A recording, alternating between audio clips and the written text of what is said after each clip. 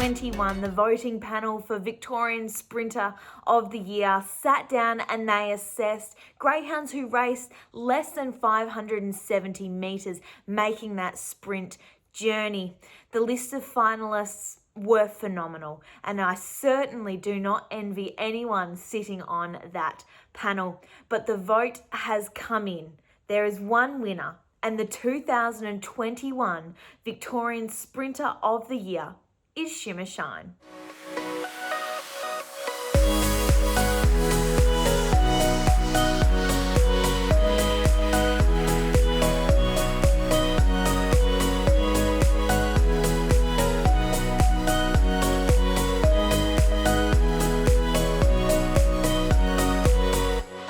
Now I'm here with one half of the Dave Robb Syndicate, who have bred and owned Victorian Sprinter of the Year, Shima Shine. First of all, Dave, congratulations. Oh, thank you, Molly. That's the best news I've ever had for my whole life, as it were. Just fantastic news. It sure is.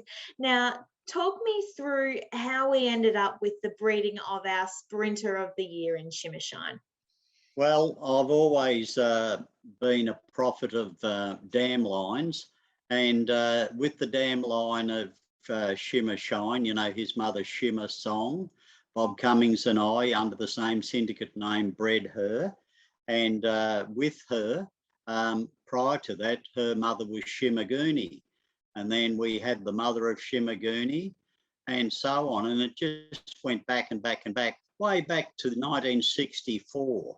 Where it evolved from dam to dam to dam. So if anybody is able to tell me anything different, I won't believe them, because dam lines are the most important thing of producing greyhounds of quality and speed.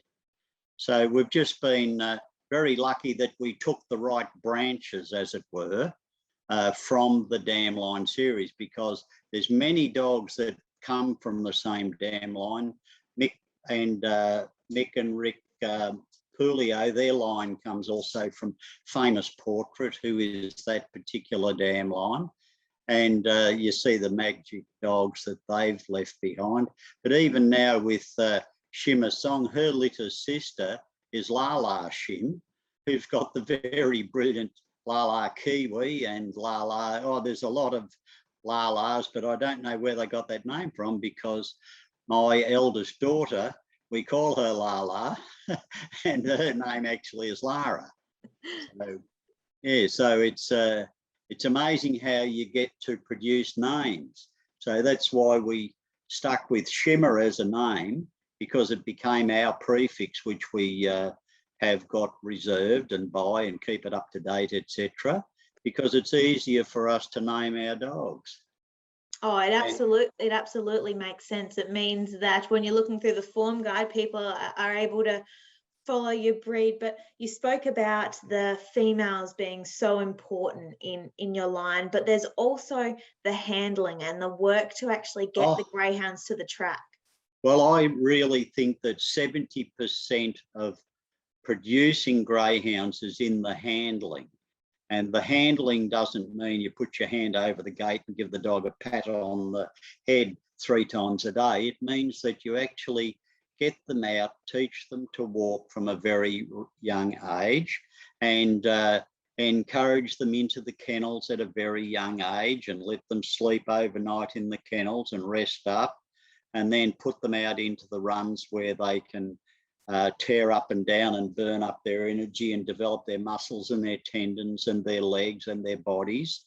And as a result, by doing all of those things, we even have our own bull ring at home. And to go down to the bull ring, it's about 120 metres from where the kennels are. We put the trailer on, put the pups in the trailer, and tow the trailer down to the back of the bull ring. And by doing that, it means we're putting them in the trailer, out of the trailer, into the trailer, out of the trailer. And it's part and parcel of doing those things. And I've always believed in that people forget how important a dog's nose is. So the dog does everything with its nose. It smells, It goes to eat, it puts its nose in the food it's going to eat. It responds to the persons near it by putting their head up, either giving you a lick or, other than that, sniffing. So if they're unafraid of you, which is another very important thing, like a great man in Ireland told me, David, he said, you got to be spitting on them. And I thought, gosh, what are you talking about? This was the famous Pat Dalton. And he said to me, look, spit on your hand, and every little pup rub your spittle on your hand on the dog's face, on his mouth, across his mouth, and he will get your smell. So that next time you go to either pat the dog or pick him up, you spit on your hand, he recognises you through your smell. So that's something I believe in fervently, and it hasn't done us any harm. Bob Cummings also, I even got Bob doing it, you know, which is amazing. But Bob's so patient with the puppies. He loves them to pieces. You know, he has Shimmer songs in the house. She's got her own couch, and if you go to sit on the couch, she'll just about push you off it. But she's just a lovely, lovely dog, and that comes through in her pups too. Her temperament. Shimmer Song's temperament is magnificent. He's he's a lovely, lovely dog. You put him in the car, he goes to sleep. Put him in the kennels, he goes to sleep. All he wants to do is eat and run. Well, what a fantastic quality in a greyhound. And we know he was obviously trained by Team Daly throughout his career. Can you talk me through when you and Team Daly realised you had something special in Shima Shine? Well, it goes back to prior to Bob and I taking the pups to Sandown on one Thursday night. We had 4 of them at the time, all Shima Shine's 2 brothers and a sister, and Shima Shine himself, of course. And prior to that, we'd done our bull ring work with him from the time they were about 5, 6, 7, 8, 9, 10 months old, and then eventually we went over to Cranbourne and gave them a look at the lure going around and all that. And they wanted to jump over the fence and get after it. But once you get out onto the track with them and hand slip them into the first turn and up the straight and then drag them around and pull them up, they were very apprehensive first go. They couldn't stop stargazing at everything, and everything that made a different noise than what they were used to.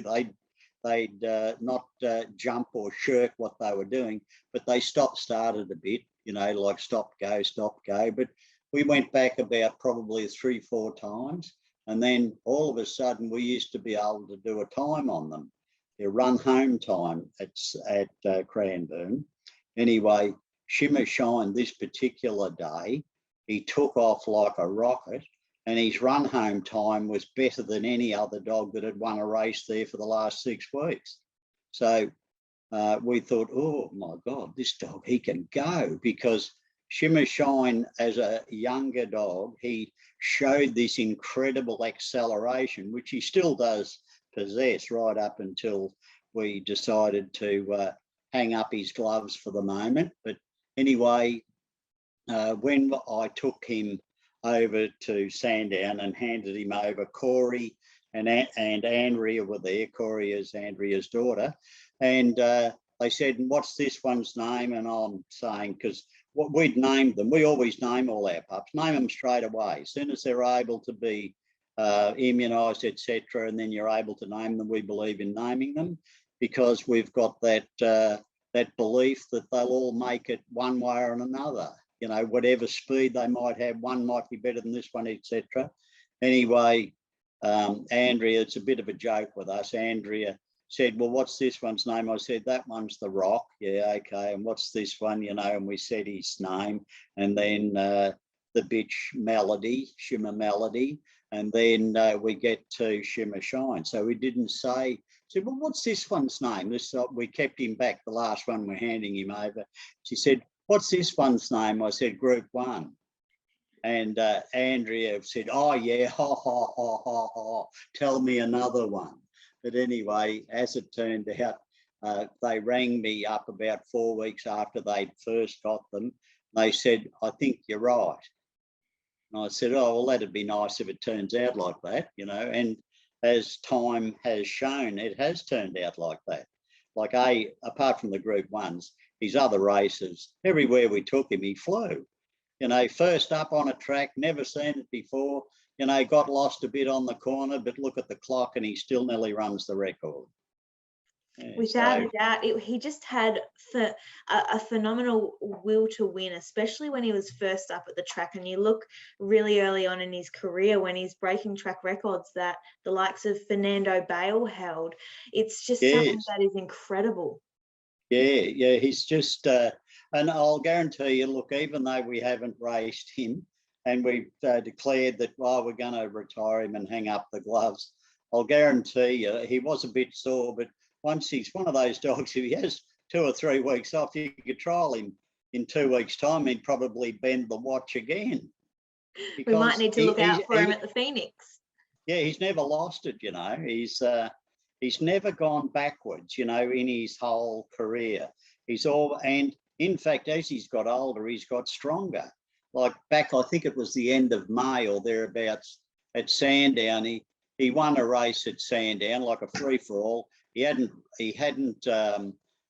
raced for a few weeks because he had, you know, a bit of a stress time prior to it. Anyway, he didn't begin all that clean. He ran 5:08 early. I think he ran 18:60 to the back and he ran 29 dead, right? 29.00, and his run home time was 10:36, which is just absolutely phenomenal. Yeah, so, you know, he's one of those animals that he's given us great joy and a great thrill.